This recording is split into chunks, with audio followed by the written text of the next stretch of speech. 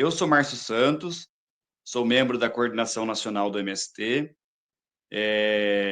Eu sou de origem camponesa, meus pais são originários da região do Vale do Ribeira Paulista, pequenos arrendatários de terra durante os anos 70, 80. E nos anos 90, nós encontramos na luta pela terra uma oportunidade de se reproduzir enquanto camponeses, participando da luta pela reforma agrária, participando da luta pela terra e vindo a conquistar a tão sonhada terra para a gente poder viver, plantar, mas também construir um Brasil digno, um Brasil democrático, um país que tenha na redistribuição das terras uma das suas diretrizes de desenvolvimento para o campo brasileiro. Como você bem salientou, Paulo, a luta pela terra é uma luta quase que inglória, né? Porque nós estamos falando de um país com fortes traços coloniais, que desenvolveu aqui um projeto de desenvolvimento baseado no latifúndio, na monocultura e na exportação de produtos primários. E tem na concentração da terra um dos principais pilares desse modelo. Esse modelo não se altera nos últimos 400 anos, mesmo com a dita modernização do território nacional, com o processo de urbanização, com o processo de industrialização dos anos 30 aos anos 80, o grau de concentração da terra no Brasil nunca se alterou, pelo contrário. Ainda, se formos analisar os gráficos, os estudos, as estatísticas, notamos que o Brasil continua numa espiral de concentração fundiária ao invés de distribuição da terra, né? Isso é um dos grandes pilares dos conflitos agrários no Brasil, porque ao mesmo tempo que você tem mais de 5 milhões de camponeses, como é o caso da minha família, origem camponesa, que precisam da terra para se reproduzir, para desenvolver a sua vida digna, ao mesmo tempo você tem o latifúndio cristalizado como um modelo de desenvolvimento econômico, social e político em todo o território nacional. Esse é um conflito que se arrasta há alguns séculos, né?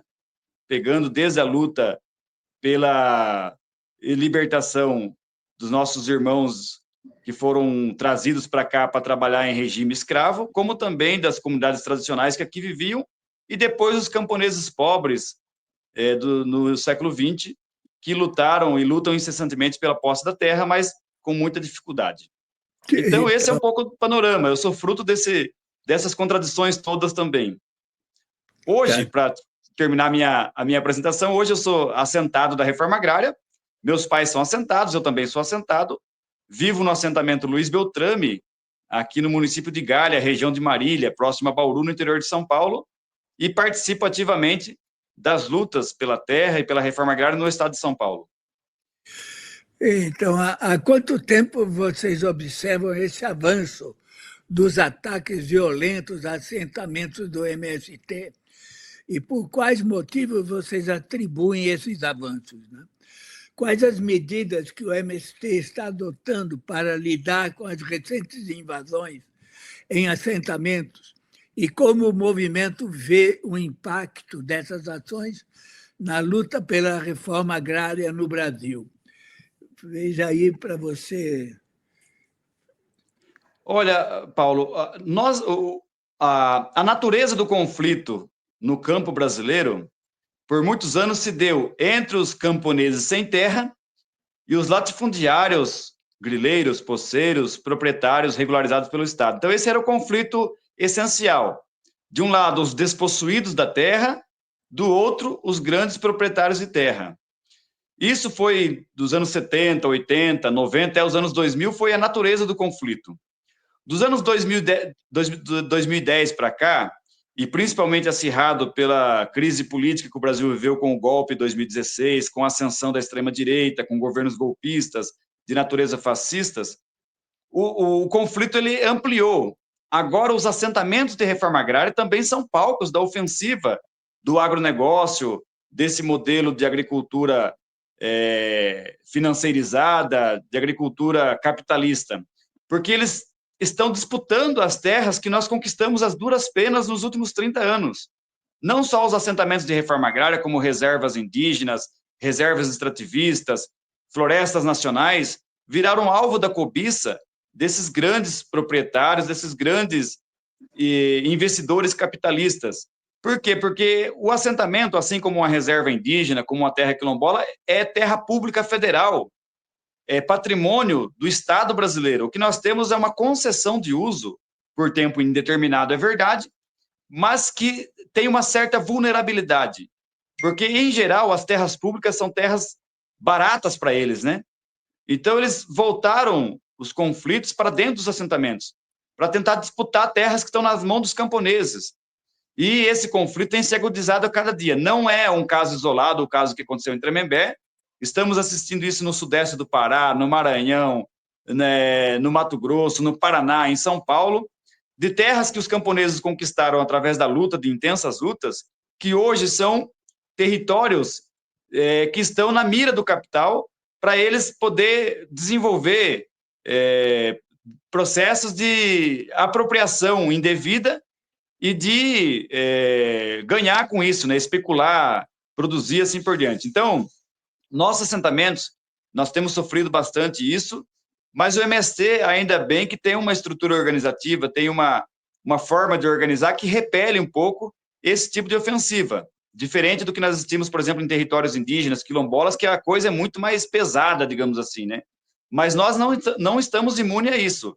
O que nós estamos assistindo é cada vez mais um processo orquestrado de violência, de invasão, de tentativa de grilagens de terras públicas dos assentamentos, porque os assentamentos, além das parcelas individuais, têm grandes estoques de terras que são reservas legais, que são áreas comuns, áreas comunitárias, e muitas vezes estão vulneráveis, tanto do ponto de vista da administração comunitária, como também do próprio Estado brasileiro, que não tem mecanismos suficientes para fazer a gestão dessas terras, para fazer a governança territorial. E eles estão justamente tentando abrir essas brechas, né, de invasões em terras coletivas, de terras comunitárias, de reservas legais dos assentamentos, para poder grilar e desenvolver ali um negócio.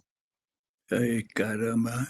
A gente tem aí mais de 100 mil famílias vivendo em acampamentos, né? Como o MST vê a relação entre as invasões e assentamentos e o avanço do agronegócio no Brasil? O movimento acredita que o fortalecimento do agronegócio tem contribuído para o aumento dos conflitos no campo e a precarização das condições de vida dos trabalhadores? Com certeza.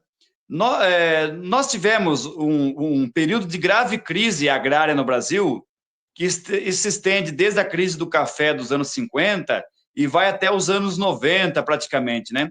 Uma forte crise agrária, de latifúndios improdutivos, de pecuária extensiva rudimentar, de terras degradadas. E o Estado brasileiro, o Estado neoliberal, que começa com Sarney, Collor, FHC, eles estruturam, aliás, vem desde a ditadura militar. Eu costumo dizer que a Revolução Verde dos militares foi um agronegócio fora de época, né? Porque eles estruturaram as bases da produção do agrobusiness, mas não tinham um mercado internacional de commodities estruturados como nós vamos ter nos anos 90.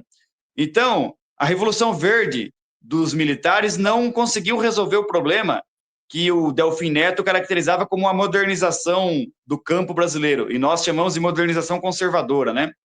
Nos anos 90, com os governos neoliberais, eles estruturaram o Estado brasileiro para atender às demandas da dita modernização do campo, que é o investimento pesado de recursos públicos, com a importação de tecnologias apropriadas à grande produção latifundiária em escala, e orquestraram um mercado internacional com capital financeiro, com bancos, com grandes empresas do ramo do agronegócio, e eles conseguiram, então, desenvolver isso que a gente chama de agronegócio.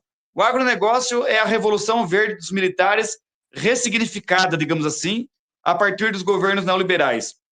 E essa agricultura pesada, de maquinaria, de insumos químicos sintéticos, de capital financeiro, ela praticamente dominou o interior do Brasil, produzindo essencialmente 5 ou 6 produtos destinados ao mercado internacional, que é a soja, que é a laranja, que é o algodão, o milho, a cana-de-açúcar, etc. Isso causou um impacto sem precedentes no campo brasileiro, porque nos anos 70, 80, até início dos anos 90, com a crise agrária, os camponeses lograram enormes vitórias através das ocupações, através das pressões, e muito se avançou na reforma agrária nesse período. Dos anos 90 para cá, quando o agronegócio se torna hegemônico no campo brasileiro, nós tivemos, ao mesmo tempo, uma retirada do Estado brasileiro como promotor fundamental da reforma agrária. Então, o que se viu de conquista dos anos 90 para cá é fruto de intensos processos de luta, que muitas vezes culmina em casos escalabrosos, como você bem mencionou, que foi aquele massacre horrendo de Eldorado dos Carajás, em 1996, e entre outros, como em Corumbiara, em 95, como lá em Felisburgo, em 2005, entre outras chacinas e massacres promovidos pelo agronegócio, em conluio com o Estado brasileiro, para chacinar camponeses, para desestabilizar e desarticular a luta pela terra, para que o agronegócio continue cada vez mais sem freios, digamos assim, no domínio total do campo brasileiro.